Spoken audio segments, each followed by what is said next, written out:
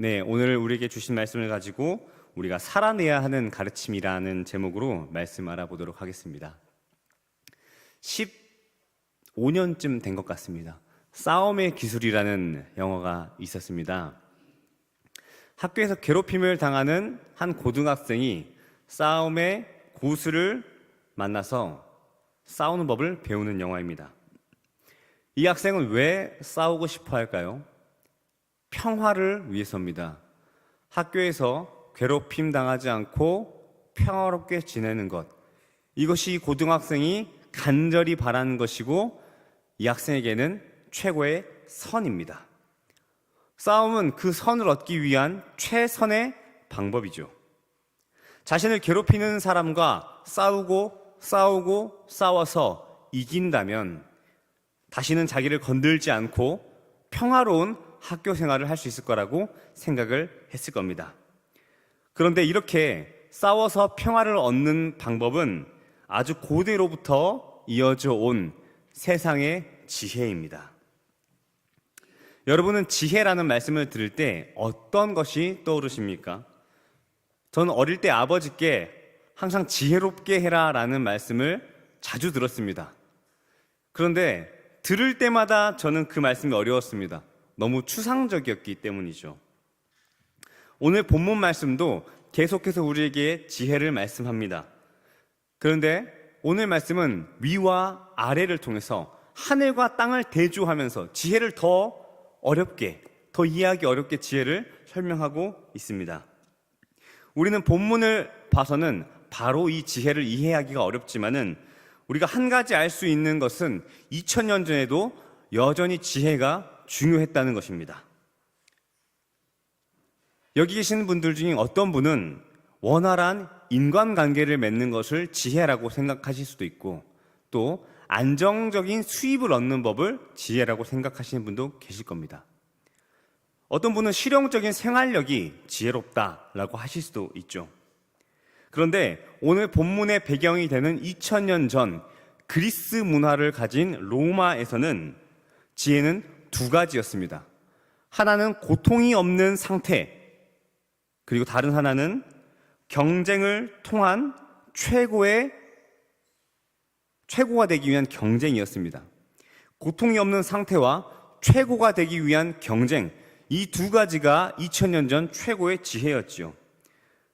지금보다 질병에 더 취약하고 생존의 위기를 겪었던 신약시대 로마 사람들에게는 고통이 없는 상태가 너무나 중요했습니다. 그래서 이 당시 철학자들은 인간이 가지고 있는 본능을 최대로 채워보는 것을 하기도 하고 또 금욕을 해서 인간의 욕망을 최대한 막아보기도 했습니다. 이것을 통해서 고통이 없는 상태에 가고자 했죠. 군인들과 정치인들은 조금 달랐습니다. 이들은 전쟁을 통해서 선을 이루고자 했습니다. 나라가 고통스러운 이유는 무엇일까요? 시민들이 의식주를 풍요롭게 누리지 못하기 때문이다. 그들은 이렇게 생각했습니다. 그렇다면 시민들이 의식주를 잘 누리기 위해서 국가는, 군인은, 정치인은 무엇을 해줘야 하는가? 도시를 만들어주면 됩니다. 지정학적으로 좋은 땅을 찾아가 정복하고 그곳에 사람을 둬서 인구를 만들고 길을 내서 재화가 오가게 하면은 도시가 되죠. 그렇게 도시가 된다면 자연스럽게 더 좋은 인프라를 만들게 되기 때문에 의식주가 늘어납니다. 그렇기 때문에 2000년 전 사람들에게는 잘 싸우는 것이 잘 사는 것이었습니다. 그리고 그들은 이 경쟁을 통해서 더 인간다운 인간이 되고자 했습니다. 인간의 한계는 어디인가? 인간이 이룰 수 있는 최고의 수준은 무엇인가? 이런 궁금증을 가지고 만들어낸 것이 올림픽이죠. 당시 올림픽은 인간의 한계에 대한 경쟁과 종교적 행사로 치러졌습니다. 그래서 고대의 종목은 전부 다 전투와 관련이 있었죠. 대표적으로 멀리뛰기, 원반 던지기, 창 던지기, 단거리 달리기, 레슬링 이렇게 5개 종목이 있었습니다. 모두 다 싸우는 데 특화된 종목이죠. 결국에 올림픽은 더 잘 싸우는 사람과 최고가 되기 위해서 경쟁하는 인간의 모습, 당시의 지혜를 두 눈으로 볼 수 있는 행사였습니다. 그리고 이 경쟁이라는 지혜는 2000년이 지난 지금도 전 세계에 돌아다니고 있습니다. 아이들이 다니는 학교는 등급을 매기고 점수로 석차를 만들어냅니다. 회사는 직급과 연봉을 나누고 인사고과와 상여금으로 사람을 줄 세우죠. 우리는 여전히 경쟁 속에서 살아나가고 있습니다. 문화는 어떻습니까?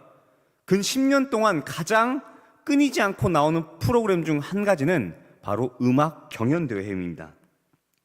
싱어게인이나 나는 가수다, 너의 목소리가 보여, 계속해서 비슷한 프로그램들이 나오고 있는데 방법은 모두 동일합니다. 음악인들을 모아서 경합을 붙이고 1위에서 10위를 줄 세웁니다. 그리고 경쟁을 통해서 1위를 뽑고 그에게 많은 돈과 혜택을 주죠.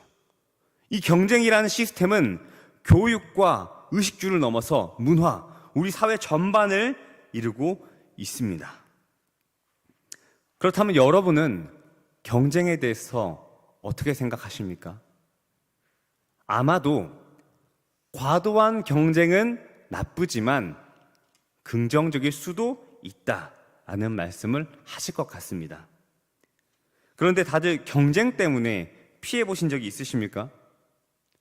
저는 군인 시절에 지속적으로 피해를 입은 적이 있습니다. 군인들이 회식을 하면은 꼭 볼링장을 갑니다. 시내도 아니라 읍내입니다. 제가 살던 곳은 군이었기 때문에 읍내에 가서 이렇게 식사를 하고 볼링장을 가서 볼링을 칩니다.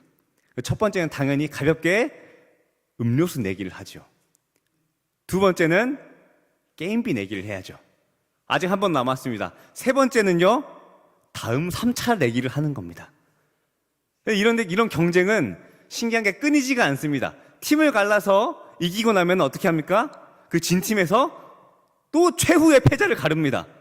그 최후의 패자는 1차, 2차, 3차 많은 모든 비용을 지불하죠. 안타깝게도 하나님께서 저에게 공을 다루는 능력을 지우셔서 저는 4년 동안 그 피해를 봤습니다. 저희 아버지가 15년 정도 조기축구 회원이면서 회장을 하셨는데 아마도 하나님께서는 제가 공을 다루는 즐거움을 알면 교회에 나가지 않을 것 같아서 발밑을 지우신 게 아닌가 싶습니다. 그런데 본문이 말씀하는 경쟁은 이 정도에서 끝나지가 않습니다. 오늘 본문은 이 경쟁이 바탕을 시기와 다툼이라고 말씀하고 있죠. 그리고 이것을 귀신의 지혜라고 표현하고 있습니다. 시기와 다툼, 독한 마음을 품고 상대방을 이기고자 하는 이것이 단순히 사람의 머리에서 나오는 전략이 아니라 귀신의 지혜, 즉 영적인 영향력이 있는 위험이다라고 말씀을 하고 있습니다. 여러분, 경쟁을 하기 위해서는 반드시 필요한 감정이 한 가지가 있습니다. 바로 적대감입니다. 이 박수도 마주쳐야 소리가 난다고 경쟁의 대상이 있고 내가 저 사람을 쓰러뜨리겠다, 넘어서겠다 라는, 이겨야겠다라는 이런 감정이 있어야 경쟁이 성사된다는 것이죠. 그리고 엎치락 뒤치락 하면서 결국은 우위에 서는 것, 우리가 이것을 투쟁이라고 부르지 않습니까? 그래서 우리가 이 투쟁을 할 때 어마어마한 에너지가 생깁니다. 공부를 하는 학생은 내 앞에 있는 저 등수의 친구를 따라잡겠다. 달리기를 하는 사람은 저기 보이는 저 사람만큼은 내가 따라잡겠다. 이런 마음을 품는 그 순간부터 마음에서 이렇게 불꽃이 일어납니다. 해봐야겠다 라고 하면서 뭔가 해내게 된다는 것이죠. 그런데 이 에너지의 결과가 무엇입니까? 결국은 내가 패배하거나 그 사람이 패배하는 것입니다. 우리가 사용하고 있는 이 경쟁을 통한 적대감, 이 사용이 결국은 누군가를 상처 입히게 한다는 것이죠. 흥미로운 것은 성경은 이 적대감을 어떻게 사용해야 하는지, 이 적대감의 목적과 대상이 누구인지를 시작부터 명확하게 말씀하고 있습니다. 창세기 3장 15절입니다. 내가 너로 여자와 원수가 되게 하고 내 후손도 여자의 후손과 원수가 되게 하리니 여자의 후손은 내 머리를 상하게 할 것이요 너는 그의 발꿈치를 상하게 할 것이니라 하시고, 여러분, 하나님께서는 적대감을 사람에게 주셨는데 그 대상이 다른 사람이 아니라 사탄입니다. 원수에 대해서 품어야 하는 마음이 무엇입니까? 그를 반드시 물리치겠다는, 그를 반드시 이겨내겠다는, 승리하겠다는 그런 마음이 아닙니까? 그런데 우리는 때때로 이 적대감을 너무나 자주 잘못 사용합니다. 우리가 소중하게 생각하는 사람에게 감정적으로 공격을 하기도 하고 아픈 말을 하기도 합니다. 이 잘못된 적대감이야말로 우리가 고통받고 우리 사회가 아파하고 우리의 영혼이 망가지고 있는 사탄의 전략이라는 겁니다.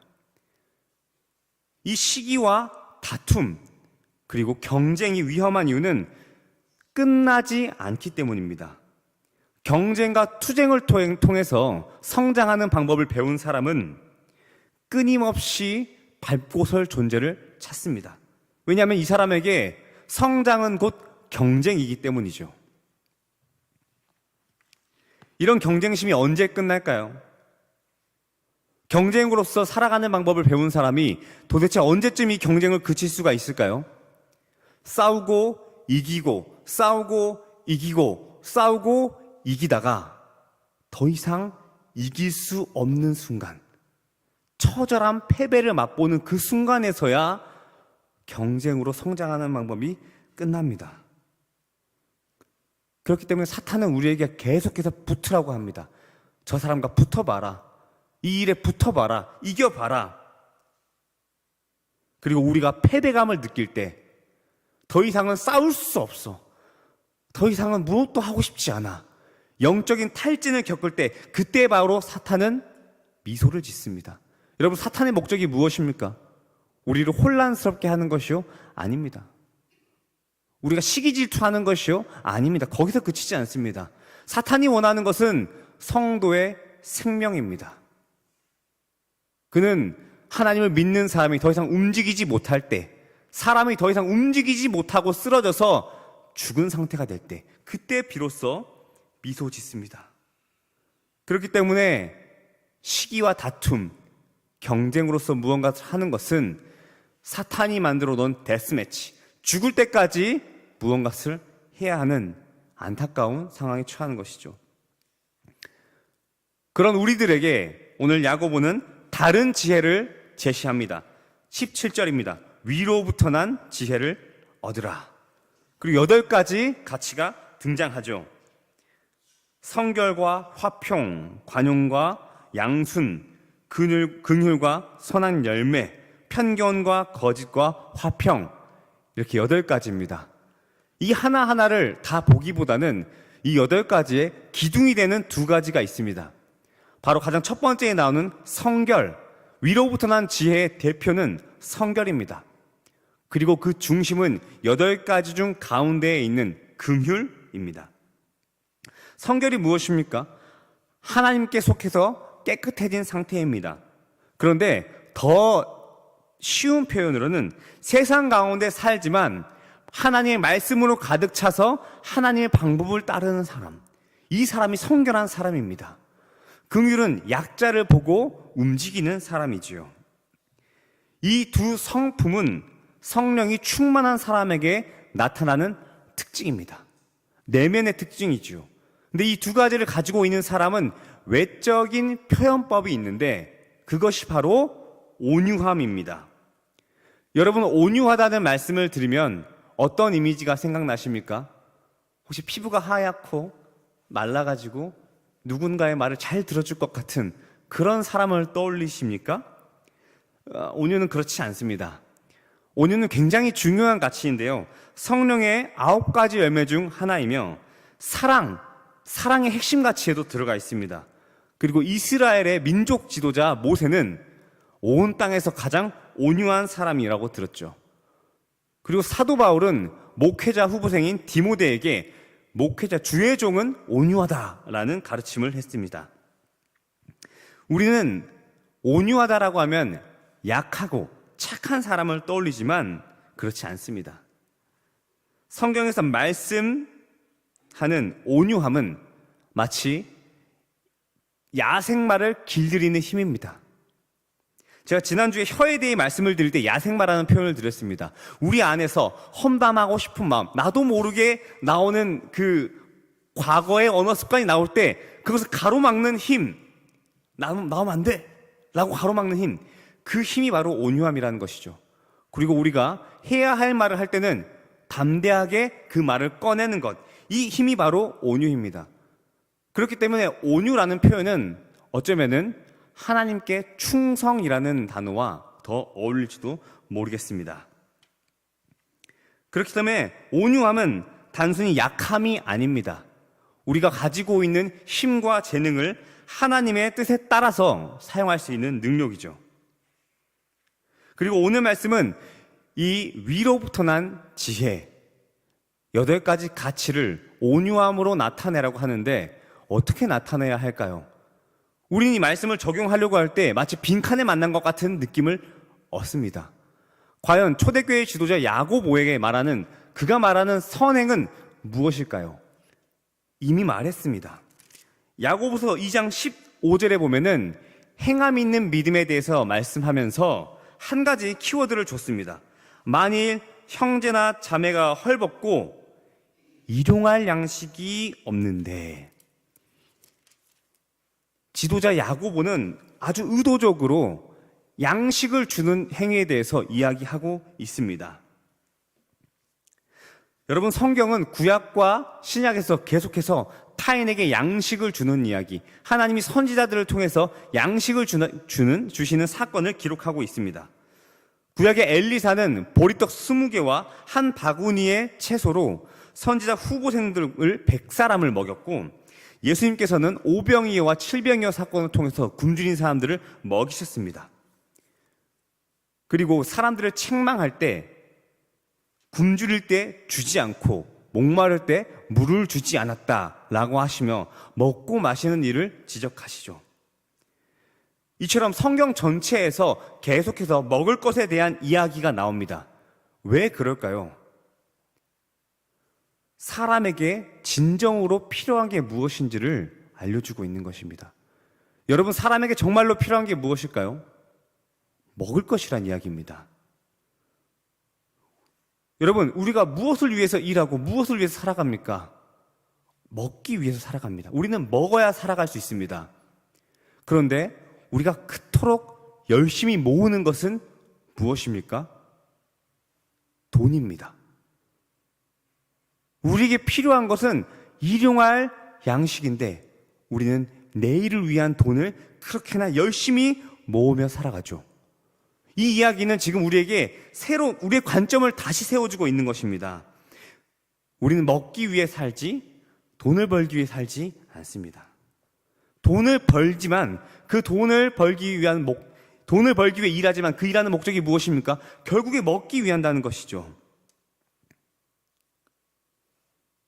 그런데 여기서 먹는 것은 단순히 음식물만을 말씀하지 않습니다. 예수님께서는 사람이 떡으로만 살 것이 아니요 하나님의 입에서 나오는 모든 말씀으로 살라고 말씀하셨습니다. 사람에게 정말로 필요한 것이 무엇입니까? 사람이 해야 한 선행이 무엇입니까? 육체를 위한 먹을 것을 주는 것이고, 더 나아가서 그의 영혼을 살리기 위해서 영적인 양식, 말씀을 주는 것이라는 말씀이죠. 그렇기 때문에 우리는 오늘 말씀을 적용하며 몇 가지 깨달을 것이 있습니다. 첫 번째로 우리는 경쟁을 다른 시각으로 바라봐야 합니다. 우리 사회는 이미 경쟁하며 살아가는 시대 가운데 있습니다. 우리가 사회를 떠난다면은 그것이 그리스도인의 세속화가 되고 말 것입니다. 어떤 목사님께서는 중이 타락하는 것은 산 아래로 내려와서 고기를 먹고 세상을 누리면 그것이 타락이라고 했습니다. 그런데 그리스도인의 타락은 산 아래서 살아가야 할 그리스도인이 세상과 단절돼서 산 위로 올라간다면 그것이 그리스도인의 타락이라는 것이죠. 우리는 세상 가운데서 살아가야 합니다. 우리도 경쟁 속에서 살아가야 합니다. 그러나 경쟁을 위한 목적은 달라야 합니다. 세상 사람들은 더 많이 갖기 위해서 경쟁합니다. 더 많이 얻기 위해서 돈을 모읍니다. 더 많이 누리기 위해서 돈을 모으죠. 그러나 우리는 더 많이 주기 위해서 경쟁해야 합니다. 감리교 창시자 요한 웨슬리는 돈에 대해서 새로운 시각을 줬습니다. 돈을 좀 많이 벌어라. 더 많은 돈을 벌어라. 사업을 더 크게 벌려서 더 많이 모아라. 그리고 더 많이 나눠라. 가난이 청빈이 아닙니다. 가난이 청빈이란 것은 기독교의 가르침이 아닙니다. 그것은 도교의 가르침이죠. 무위자연, 자연으로 돌아가라. 아무것도 없이 왔으니 아무것도 없이 가는 그 상태에 머물러라. 그것이 가장 선한 것이다. 그러나 기독교는 그렇지 않습니다. 주신 능력을 마음껏 발휘해서 청지기로서 하나님이 주신 가르침을, 주신 달란트를 마음껏 개발해라. 그리고 하나님의 나라를 이루는 데 사용해라 라고 하는 것이죠. 우리는 그렇기 때문에 경쟁하지만 타인에게 상처 주지 않는 선에서 경쟁하며 더 많이 갖지만 우리가 누리기 위해서가 아니라 다른 사람을 주기 위해서 경쟁한다는 사실을 기억해야 합니다. 두 번째로는 적대감을 다스려야 합니다. 여러분, 한 주 동안 누군가에게 감정을 쏟아내신 적이 있으십니까?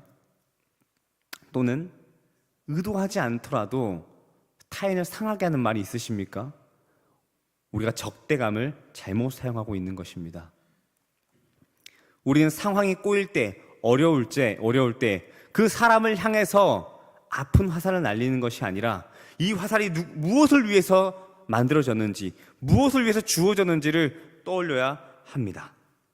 세 번째로 우리는 화평으로 심는 사람이 되어야 합니다. 오늘 본문 말씀 18절은 화평하게 하는 자들은 화평으로 심어 의의 열매를 거둔다고 말씀하고 있습니다.